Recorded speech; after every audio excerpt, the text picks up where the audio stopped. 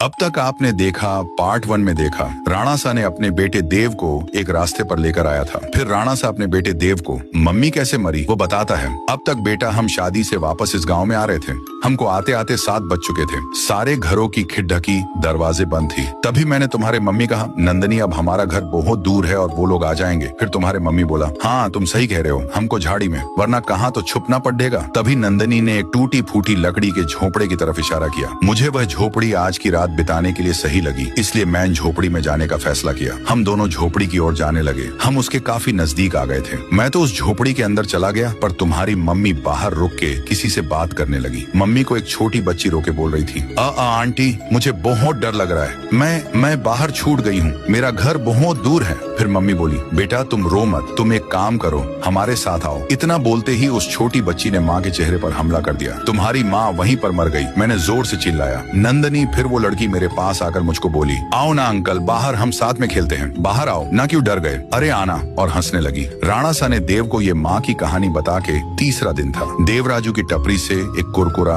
खरीदा, वहाँ rice star भी था। देव जब कुरकुरा लेकर टपरी से बाहर निकला, जब तक 7 बज चुके थे, चारों ओर घंटी की आवाज आने लगी। अनाउंसमेंट हुई, 7 बज चुके हैं। फिर राइस स्टार चाय पीकर राजू की टपरी से बाहर निकला और वो अपने घर की ओर जल्दी जल्दी जाने लगा। उतने में देव ने उसे आवाज दी, राई भैया। देव उसकी तरफ भागता है। फिर देव ने राइस स्टार को विनंती की, राई भैया 7 बज गए और मेरा घर बहुत दूर है, क्या मैं आपके साथ आपके घर में एक रात के लिए रुके सकता हूँ? फिर राइस स्टार बोला, अरे बावले, ये भी कोई पूछने की बात से चल मारे, साथ मारे घर। फिर देव और राइस स्टार घर के लिए जाने लगे। देव राइस स्टार के साथ उसके घर पर पहुंचे और अंदर गए। उतने में राइस स्टार एक खिड़की बंद करी और दूसरी खिड़की बंद करने गया तो बाहर देव की मम्मी खड़ी हुई थी। देव ने माँ को देखकर जोर से चिल्लाया, अरे मेरी मम्मी आ गए राइस स्टार भैया, जल्दी खिड़की लगाओ। फिर राइस स्टार ये सुनकर बोला, अरे बावड़े कुछ ना हो, मैं तुझे एक जादू दिखाता हूँ। ऐसा करते करते मम्मी दरवाजे के बाहर रुकी थी। देव बार बार बोला, राई भैया वो इंसान नहीं है, जल्दी दरवाजा बंद करो। परंतु राइस स्टार मम्मी को ललकारने लगा और बोला, अंदर आके दिखाना, मुझे तुमसे अच्छे से मिलना है। तभी मम्मी बोली, तुम एक काम करो, तुम ही बाहर आ जाओ, मैं तुमसे अच्छे से मिलूंगी। ये देखकर कर देव को बड़ा आश्चर्य हुआ कि ये अंदर क्यों नहीं आ रही। फिर देव राइस स्टार को बोला, राई भैया ये घर के अंदर क्यों नहीं आ रही? राइस स्टार ने जवाब दिया, बेटा जब तुम्हारे मम्मी को बाशिंदी